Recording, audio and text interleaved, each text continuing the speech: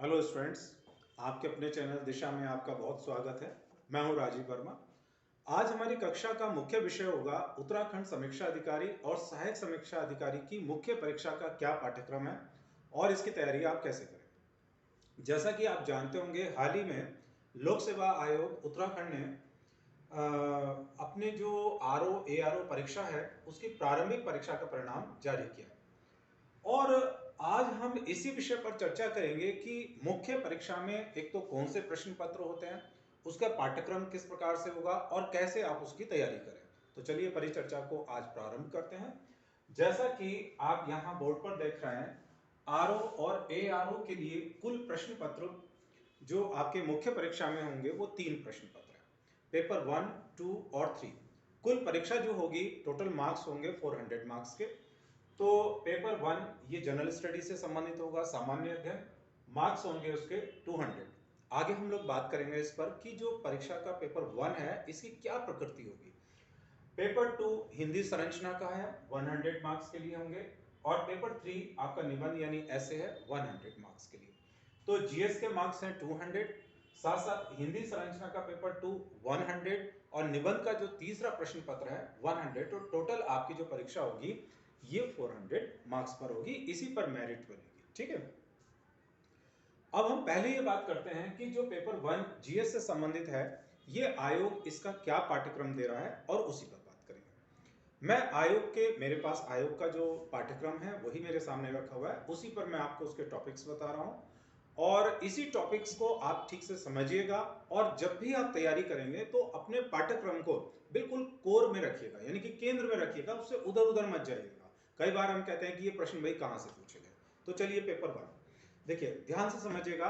जो question paper 1 होगा आपके पास में जीएस का, जनरल स्टडीज का, ये ऑब्जेक्टिव टाइप होगा। क्लियर है? ऑब्जेक्टिव टाइप यानी जैसे आपने प्रारंभिक परीक्षा दी थी बिल्कुल उस प्रकार से होगा, लेकिन प्रारंभिक परीक्षा की अपेक्षा यहां पर जो ऑब्जेक्टिव टाइप क्वेश्चन पेपर होगा जीएस का, ये थोड़ा डेप्थ में होता है। ठीक है, इसमें हम बात करेंगे 3 आवर्स की टाइमिंग होगी। नंबर ऑफ क्वेश्चन टोटल जो होंगे वो 200 मार्क्स का होगा। नंबर ऑफ क्वेश्चन भी 200 होंगे, यानी कि प्रत्येक प्रश्न जो होगा वो आपके लिए 1 नंबर का होगा। अब आयोग ने इसमें पाठ्यक्रम क्या सेट किया है वो ध्यान से सुनिएगा, मैं क्रमशः ही बता रहा हूं। Number 1, general studies and technology. तो पहला पार्ट है इसमें जनरल स्टडीज एंड टेक्नोलॉजी, और आयोग उसमें क्या कह रहा है, किस प्रकार की इसमें बात की गई है। तो आयोग कहता है question of general study and technologies, inventions, information, biotechnology, solar technology, space technology, artificial intelligence. आजकल एआई का ही जमाना चल रहा है तो वो भी इसमें दे दिया गया है। Artificial intelligence, application of new technology for health, medicine, environment awareness, natural bio research, electronic media, cyber crime and understanding of science including matters of everyday observation. कहने का मतलब है कि जो हम ज्ञान विज्ञान में पूरे साइंस एंड टेक पढ़ते हैं, जैसे स्पेस टेक्नोलॉजी है उसमें, अभी इन्होंने कहा ही है, साइबर टेक्नोलॉजी आ गया, आईटी फील्ड आपके पास हो गया। तो जो भी हमारे रोजमर्रा के जीवन में ये सब चीजें चलती हैं, इससे संबंधित, टेक्नोलॉजी से संबंधित प्रश्न आएंगे। साथ साथ एक बात और कही गई है इसमें यहां नीचे, as may be expected of a well educated person who has not made a special study of the scientific discipline। मतलब कि साइंस टेक में हमें कोई ऐसी स्पेशल इंफॉर्मेशन आपसे नहीं चाहिए जिसने स्पेशल साइंटिफिक डिसिप्लिन में जाकर कोई अपना बीएससी एमएससी जैसा किया हो, यानी यहां सामान्य प्रौद्योगिकी से संबंधित प्रश्न आपसे पूछे जाएंगे। अब हम इसकी तैयारी कैसे करें, तो ध्यान रखिएगा, यहां तैयारी करने के लिए एक तो रोज के रोज आप न्यूज़पेपर पढ़िए। मैंने अपनी पुरानी वीडियो में भी कई बार आपको इस चीज के बारे में बताया। उससे क्या होगा, दिन प्रतिदिन साइंस टेक में क्या चीजें चल रही हैं आप उससे बिल्कुल अपडेट रहेंगे। करंट अफेयर्स की बहुत मैगजीन आती हैं, स्टैंडर्ड मैगजीन को आप पढ़िएगा, इतना क्षेत्र आपके लिए उसके लिए पर्याप्त होता है। नंबर 2 पार्ट वो है basic knowledge of computer and its application in development. Basic knowledge of computer, तो ये भी हम आईटी वाले सेक्टर में ही जाकर पढ़ते हैं। तो बेसिक नॉलेज ऑफ कंप्यूटर में जैसे उसकी इनपुट डिवाइस होती है, आउटपुट डिवाइस होती है कंप्यूटर की, क्लियर, उसका हार्डवेयर होता है, उसके सॉफ्टवेयर से संबंधित ये चीजें आपसे पूछी जाती हैं। तीसरा पार्ट आपको दिया गया है यहाँ पर, history and culture of India and Uttarakhand. यानी कि यहाँ पर हिस्ट्री ऑफ कल्चर, इंडिया का पार्ट, इंडिया में आप जानते हैं एंशिएंट, मेडिवल, मॉडर्न, 3 सेक्शन ही हमारे पास आते हैं। तो उसमें हिस्ट्री कैसी होनी चाहिए, आगे क्या बताया है, in history of India and Uttarakhand emphasis should be on broad understanding of economic, social, cultural, political aspects of Indian history. यानी कि जब आप इतिहास पढ़े हैं तो उस जो भी कालखंड पढ़ रहे हैं, जैसे मान लीजिए आप मौर्य काल पढ़ते हैं, उदाहरण के तौर पर आप मॉडर्न हिस्ट्री का कोई सेक्शन पढ़ते हैं, तो वहां पर इकोनॉमिक सेक्शन उसका क्लियर, उसका सोशल सेक्शन है, उसका कल्चरल और पॉलिटिकल। जनरली स्टूडेंट्स में क्या करते हैं, ज्यादातर पॉलिटिकल पढ़ते हैं। मान लीजिए आप गुप्त काल पढ़ रहे हैं तो गुप्त काल में केवल शासक पढ़िए, समुद्रगुप्त पढ़े, चंद्रगुप्त सेकंड पढ़े।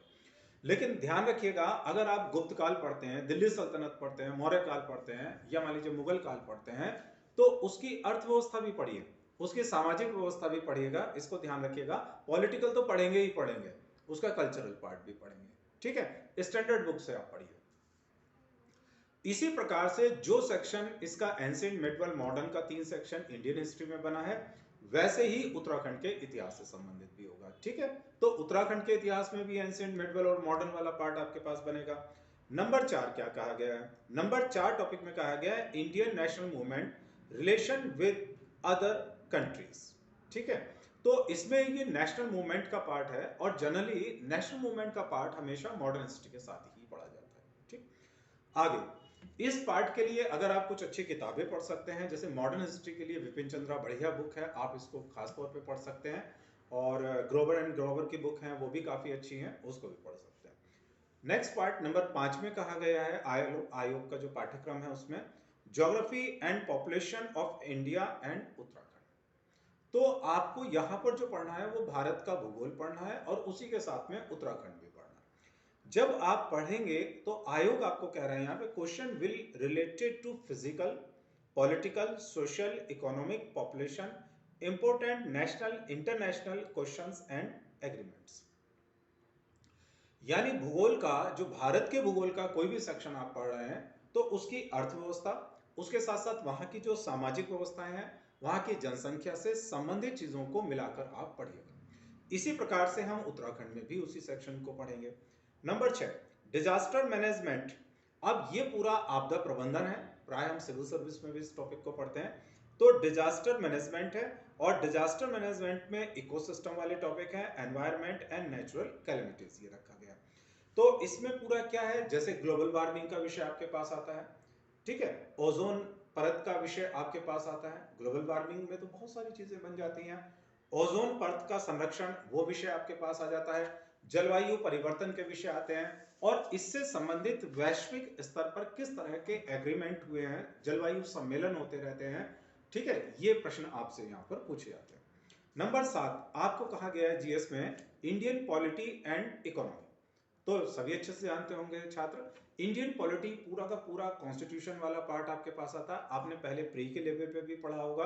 पंचायती राज विशेष रूप से इसमें रखा गया है, और कम्युनिटी डेवलपमेंट, जो सामुदायिक विकास कार्यक्रम चलते हैं, वह विषय इसमें प्रमुख रूप से रखा गया। अर्थव्यवस्था का पूरा सेक्शन आता है, भारतीय अर्थव्यवस्था, जिसमें भारतीय अर्थव्यवस्था में आप ग्रामीण क्षेत्र की अर्थव्यवस्था है, भारत का निर्माण विनिर्माण का क्षेत्र आपके पास आता है, सर्विस सेक्टर है, बैंकिंग क्षेत्र आपके पास आता है, ठीक है। तो ये सारे क्षेत्र जो होते हैं, ये परीक्षाओं की दृष्टि से बहुत महत्वपूर्ण क्षेत्र है। नेक्स्ट टॉपिक है polity of Uttarakhand Panchayati Raj act.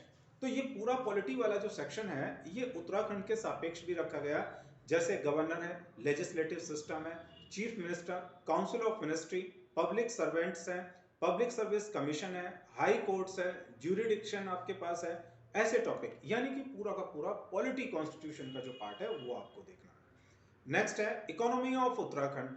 तो इकोनॉमी ऑफ उत्तराखंड में कहा गया है local agriculture and animal husbandry. जो हमारी ग्रामीण व्यवस्था है उत्तराखंड की, वो भी उसकी पशुपालन व्यवस्था है, उससे संबंधित आंकड़ों से संबंधित प्रश्न भी आपसे यहाँ पर पूछे जाएंगे। Condition of land holding, land holding के यहाँ पर किस प्रकार की व्यवस्थाएं की गई हैं उत्तराखंड में, इससे संबंधित प्रश्न आपसे पूछे जाएंगे, ठीक है। इसके अलावा फॉरेस्ट रिसोर्सेज, जो हमारे वन संसाधन होते हैं, उससे संबंधित प्रश्न पूछे जाएंगे। हॉर्टिकल्चर है, बागानी कृषि की जाती है, उससे संबंधित प्रश्न पूछे जाएंगे। नेक्स्ट है लास्ट जीएस में आपको टॉपिक नंबर 10 पर दिया गया है current events of national and international importance, यानी कि राष्ट्रीय और अंतरराष्ट्रीय स्तर पर जो भी समसामयिक घटनाक्रम है वो आपसे पूछे जाते हैं। जैसे कोई हमारे पास स्पोर्ट्स से संबंधित घटनाक्रम हो सकते हैं, हमारे पास साइंस टेक के हो सकते हैं, नेशनल इंटरनेशनल लेवल पर कोई सेमिनार्स होते हैं, बड़े बड़े कॉन्फ्रेंस हो रहे हैं, बड़े घटनाक्रम आपके पास आ रहे हैं, तो इससे संबंधित प्रश्न आपके पास पूछे जाएंगे। ठीक है, तो ध्यान रखिएगा, कुल मिलाकर जीएस का वही पार्ट है जैसा कि आपने प्रारंभिक परीक्षा में पढ़ा था। बस ये है कि परीक्षा को थोड़ा सा और गहनता के साथ इस लेवल पर जाकर आपको पढ़ना है, और साथ साथ जीएस में जैसे हिस्ट्री पढ़ते हैं, ज्योग्राफी पढ़ते हैं, इकोनॉमी पढ़ते हैं, पॉलिटी पढ़ते हैं, टेक्नोलॉजी का पार्ट हमारे पास आता है, उसी को ही उत्तराखंड के सापेक्ष भी आपको पढ़ते चलना है। ठीक है, तो पहली वाली परीक्षा की अपेक्षा अब की बार आपको क्या करना है, और गहन अध्ययन आपको करना है। अब हमारे पास है पेपर 2 जो हिंदी संरचना का। देखिए जीएस तो क्या है कि आप हर लेवल पर पढ़ते आ रहे हैं, आपने पहले प्रारंभिक परीक्षा की तैयारी की हर ही लेवल पर, लेकिन पेपर 2 और पेपर 3 अब आपके पास ऐसा आएगा जहां बहुत सारे छात्रों ने इन पेपर्स पर तैयारी नहीं की है। वो तैयारी तभी करते हैं जब हमारा प्रारंभिक परीक्षा क्वालिफाई हो जाता है। वैसे सबसे अच्छा तरीका तो यह है कि अगर आप पीसीएस, आरओ, लोअर इस तरह के एग्जाम्स की तैयारी कर रहे हैं तो प्राय उत्तर लेखन की जो तैयारी है वो आप साथ साथ करिए, थोड़ा थोड़ा करते चलिए, तो आपको ना बाद में एकदम दिक्कत नहीं आएगी कि भाई इसको कैसे लिखें। पेपर 2 हिंदी संरचना 100 मार्क्स के लिए होगा, 3 आवर्स आपके पास होंगे। पहले हम इसमें क्या करें, इसमें बताए थे कि कुल 5 प्रश्न आपके पास होंगे। यहाँ पर आयोग जो है वो कह रहे हैं कि हिंदी कंपोजिशन में कुल 5 प्रश्न आपके सामने होंगे। पहला प्रश्न है दिए हुए गद्यांश का, अब इसमें आपको 3 पार्ट के अंदर इसको लिया गया, दिए हुए गद्यांश का ए सेक्शन उचित शीर्षक देना, बी सेक्शन सारांश देना, और सी गद्यांश के रेखांकित अंशों की व्याख्या करना। देखिए अगर मैं बताऊं ये कोई नई चीज नहीं है, आपने इंटरमीडिएट में भी ये काम किए होंगे, इंग्लिश वाले में भी आता है और हिंदी में भी आता है। एक हमें गद्यांश दिया जाता है, इंटरमीडिएट में होता है बहुत अच्छे से। तो एक गद्यांश दिया जाएगा यानी कि एक पैराग्राफ होगा, उसमें 3 चीजें आपसे पूछी जाएंगी। पॉइंट 1, दिए हुए गद्यांश को पहले आप ध्यान से पढ़िए, अच्छे से 2-3 बार पढ़ लीजिए और उसका उचित शीर्षक दीजिए। उचित शीर्षक हम कैसे देंगे, जब हम गद्यांश को पढ़ते जाते हैं, पढ़ते जाते हैं, तो उसका विषय क्या है, उसका कोर क्या है, किस चीज पर वो बात करना चाह रहे हैं। तो आप क्या करिए, साइड में 2-3 रफली जो है 3-4 शीर्षक लिख लीजिए जो उस विषय से संबंधित है, 3-4 लिख लीजिए, और जो सबसे छोटा और सबसे उपयुक्त शीर्षक आपके पास बनेगा उसको चुन लीजिएगा। और मैं जहां तक पॉसिबिलिटीज आपको बता रहा हूं वो बहुत हद तक सही होगा, लेकिन बस उसको पढ़ना कई बार है। दूसरा होगा सारांश। सारांश कितना होता है, एक गद्यांश होता है उसका लगभग 1/3 सारांश होता है, लेकिन कभी ऐसा नहीं होता कि जितना गद्यांश उसको काट पीट के हमने छोटा मोटा करके उसको 1/3 में दे दिया, ऐसे नहीं, बल्कि उसको पढ़िए और उसको लगभग 1/3 में जाकर अपने शब्दों में, बिल्कुल ध्यान रखिएगा, अपने शब्दों में जाकर उसको आप लिखेंगे। तीसरी बात होगी, वहां बीच बीच में गद्यांश में 3 जगह पर लगभग आपको लाइन की गई होगी, अंडरलाइन जैसे हम करते हैं, उसको क्या करना है, रेखांकित अंशों की व्याख्या, वो भी अपने शब्दों में करेंगे, इसको ध्यान रखिएगा। ठीक, इसके लिए आपको 4, 10 और 6 यानी कि टोटल 20 मार्क्स मिलेंगे। क्वेश्चन नंबर 2, क्वेश्चन नंबर 2 है दिए हुए सरकारी पत्र का सारणी रूप यानी टेबुलर फॉर्म सार लेखन करना है, और ये 15 नंबर के लिए। देखो जब आप इस पेपर की तैयारी करेंगे तो इसमें आपको शासकीय अशासकीय पत्र लेखन आपको तैयार करना है। तो जब आप शासकीय पत्र लेखन तैयार करेंगे तो साथ साथ आपको क्लास में उसका टेबुलर फॉर्म बताया जाएगा। एक्चुअली में क्या होता है कि जब शासकीय पत्र के अंदर काफी सारी चीजें आती हैं तो हम उसकी एक टेबल बना देते हैं, किसने इस पत्र को भेजा, अरे भाई किसको भेजा, दूसरी चीज हो गई, उस पत्र का मुख्य विषय क्या होता है आपके पास, उसको एक टेबलर टाइप में बनाया जाता है। जो भी आपके टीचर होंगे वो आपको पढ़ाएंगे। तो एक शासकीय पत्र का टेबलर फॉर्म बनाना है 15 नंबर के लिए। क्वेश्चन नंबर 3, इसमें पत्राचार यानी कि आपको शासकीय पत्र, अर्धशासकीय पत्र, कार्यालय आदेश, कार्यालय ज्ञापन, विज्ञप्ति, परिपत्र और टिप्पणी पर पत्राचार जो है प्रस्तुत करने के लिए कहा जाएगा। प्रश्न ऐसे भी बन सकता है कि आपको एक तरीका बता दिया जाएगा कि इस अधिकारी ने उस अधिकारी को इस विषय पर कुछ लिखने के लिए एक शासकीय पत्र का आप प्रारूप बना दीजिए। तो शासकीय पत्र क्या होते हैं, अर्धशासकीय पत्र क्या होते हैं, कार्यालय आदेश क्या होता है, उसी प्रकार से कार्यालय ज्ञाप क्या होता है, टिप्पणी क्या होती है, परिपत्र क्या होते हैं, ये सब आपको कक्षाओं में सीखना है। आपको किसी भी विषय को देखकर शासकीय पत्र या अर्धशासकीय पत्र लिखवा लिया जाता है, ध्यान रखिएगा। शब्दों की शुद्धता महत्वपूर्ण चीज है, व्याकरण किस तरह का उसका परफॉर्मा बनता है ये महत्वपूर्ण चीज है कि भाई जो अर्धशासकीय पत्र है, डेमी ऑफिशियल लेटर होता है, उसका परफॉर्मा क्या होता है, शासकीय पत्र का परफॉर्मा क्या होता है, ये आपको सीखना है। और इनसे संबंधित प्रश्न होंगे, 3 प्रश्न होंगे, 15-15 यानी कि 45 मार्क्स के लिए होंगे। क्वेश्चन नंबर 4, क्वेश्चन नंबर 4 है, दिए हुए शब्दों का रूपांतरण करना है। 12 शब्द दिए जाएंगे, उसमें से कोई 10 आपको रूपांतरण करने हैं अंग्रेजी से हिंदी यानी कि ट्रांसलेट। 12 शब्द आपको दिए गए, 12 शब्द में से कोई 10 शब्द का आपको ट्रांसलेट करना है इंग्लिश से हिंदी। जैसे मैंने अभी एक शब्द बोला था डेमी ऑफिशियल, तो डेमी ऑफिशियल को हिंदी में क्या कहते हैं, हमने कहा भाई अर्धशासकीय कहते हैं इसको, ये आ गया आपके पास। तो ऐसे आपको 12 शब्द इंग्लिश के दिए जाएंगे, उसमें से कोई 10 को ट्रांसलेट करना है, कोई बहुत भारी काम नहीं है, 10 नंबर आपको दिए जाएंगे। क्वेश्चन नंबर 5, ये भी बिल्कुल सेम वही होगा, 12 शब्द आपको दिए जाएंगे, 10 को ट्रांसलेट करना हिंदी से इंग्लिश में। जैसे मान लीजिए अभी मैंने कहा कार्यालय ज्ञाप, ये हिंदी में, इसको इंग्लिश में क्या कहते हैं, परिपत्र, टिप्पणी, इनको क्या कहते हैं। तो ऐसे शब्द कैसे होते हैं, ये ज्यादातर पत्राचार और जो हमारे ऑफिशियल रूप से प्रयुक्त किए जाने वाले हिंदी और इंग्लिश के शब्द हैं, इनको आपको ट्रांसलेट करना। तो ये है पेपर 2 हिंदी संरचना का। अब हमारे पास पेपर नंबर 3 होगा, ये वाला निबंध का होगा, 100 मार्क्स के लिए होगा। इस पर ऑलरेडी मेरी पहले भी एक वीडियो मैंने कुछ ही दिन पहले बनाई है, जब आप दिशा चैनल पर होंगे तो उस दिशा चैनल में आप देखिएगा, जिसमें उसका टैग भी होगा, लिखा होगा आरओ एआरओ के लिए निबंध परीक्षा की तैयारी आप कैसे करें, वो पूरा वीडियो इसी विषय पर बना हुआ है। मैं यहाँ थोड़ा बता देता हूँ आपको। अधिकतम अंक जो होंगे यहाँ भी 100 मार्क्स का होगा, 3 आवर्स आपको इसकी टाइमिंग होगी।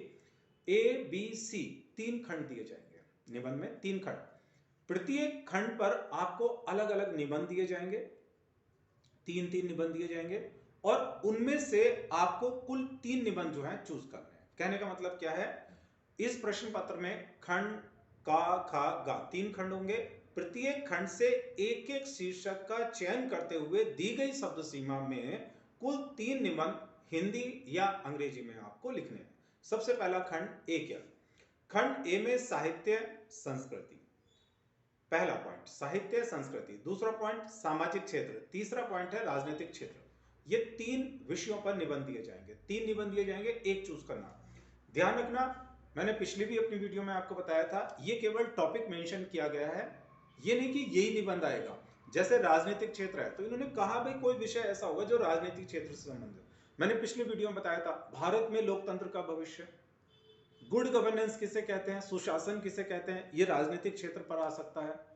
चुनाव सुधारों पर भी कोई निबंध आपके पास बन सकता है। उसी तरह से सामाजिक क्षेत्र की अगर हम लोग बात करें तो महिलाओं का सशक्तिकरण ये आ सकता है, उत्तराखंड में महिलाओं की स्थिति, ऐसा कोई निबंध बन सकता है। सामाजिक क्षेत्र में अगर हम लोग बात करें तो सामाजिक क्षेत्र में हिंसा, ऐसा कोई निबंध बन सकता है आपके पास में।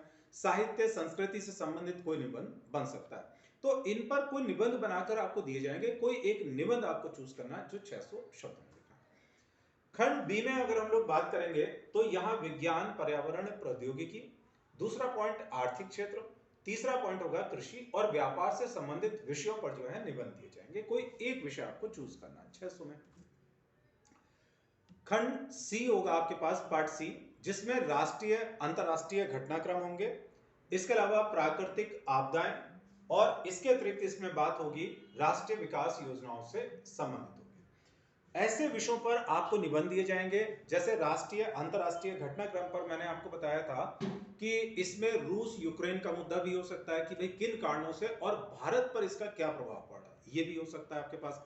प्राकृतिक आपदाओं में तो उत्तराखंड के संदर्भ में कई प्रश्न पूछ लेते हैं कि उत्तराखंड में किस प्रकार की प्राकृतिक आपदाएं अधिक आती हैं और इनसे निपटने के लिए सरकारी स्तर पर क्या कदम उठाए जाते हैं। ठीक है, राष्ट्रीय विकास योजनाओं से संबंधित प्रश्न है, जैसे प्रधानमंत्री मुद्रा बैंक योजना आपके पास आ गई, उज्ज्वला योजना का क्या प्रभाव पड़ा, ऐसी कोई चीज आ जाएंगी। यहां भी 600 शब्दों में आपको इसको लिखना है। उस पूरे वीडियो में भी आपको यही बताया गया था कि एक अच्छा निबंध कैसे लिखें, एक बढ़िया निबंध जिसमें आप शब्दों की समय सीमा का पालन करें, साथ साथ अगली बात होगी, जो विषय है विषय से भटकाव नहीं होना चाहिए। मैंने इसीलिए कहा था कि अपना क्वेश्चन पेपर बिल्कुल ठीक अपने सामने रखिए, भटकाव ना हो, ध्यान रखिए मुझे उसी विषय के इर्द गिर्द बने रहना। तो शब्दों की सीमा का पालन करिए, विषय से भटकाव नहीं होना चाहिए, सरल शब्दों का प्रयोग करिए और धारापूर्ण ढंग से उस शब्दों को लिखिए। मतलब शब्द तो आपने सरल रखे, लेकिन वो छोटी छोटी लाइन है तो फैक्चुअल है, डेटा टाइप के आपने बहुत सारे दे रखे हैं, तो वो निबंध नहीं बनता। निबंध का मतलब होता है जब किसी विषय पर आप अपने दिमाग से अपने विचारों को धारापूर्ण ढंग से लिखें। ठीक है, जब कोई बदलाव हो तो पैराग्राफ को चेंज कर लें ऐसी जगह पर। तो इस तरह से उसको आप एक बार वीडियो को देख लीजिएगा, निबंध लिखने का आप प्रयास करना शुरू कर दीजिए। तैयारी के लिए आप कम से कम ध्यान रखिएगा, कम से कम क्या होता है, बल्कि अधिक से अधिक आप समय दीजिएगा। कम से कम तो खैर क्या कहना चाहिए, क्योंकि बात आपके भविष्य की है।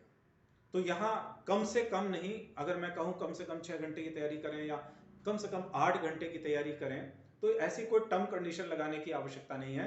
कहना तो ये चाहिए कि आप ज्यादा से ज्यादा समय की तैयारी करें। जो आपके डेली के वर्क है, नहाना धोना, इसके अलावा अनप्रोडक्टिव काम को आप छोड़ दीजिए। बहुत देर आप म्यूजिक सुन रहे हैं, बहुत देर हम फोन देख रहे हैं, है ना, इसको छोड़िए। काम की चीजें जो है, जो प्रोडक्टिव है, जो आपके एग्जाम में काम आएंगी, उससे संबंधित चीजों पर आप अपना समय लगाइए।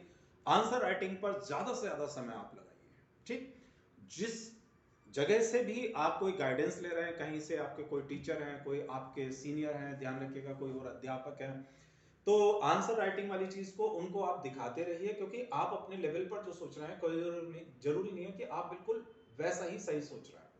हर एक व्यक्ति के सोचने का एंगल अलग अलग होता है, उसका पर्सपेक्टिव अलग अलग होता है, तो कॉपी को चेक कराना बहुत जरूरी होता है।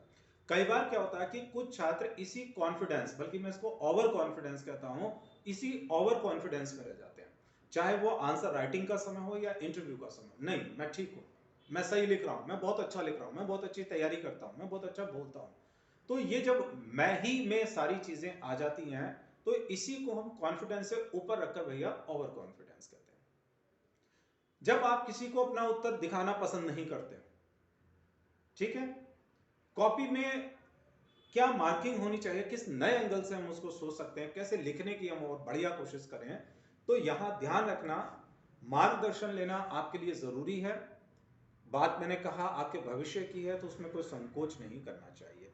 तो ये हो गए आज हमारे पास सब पेपर की बात हो गई। बाकी आप जो है अपनी तैयारी को बेहतर ढंग से करिएगा। आज की वीडियो में बस इतना ही विषय था। थैंक यू, धन्यवाद।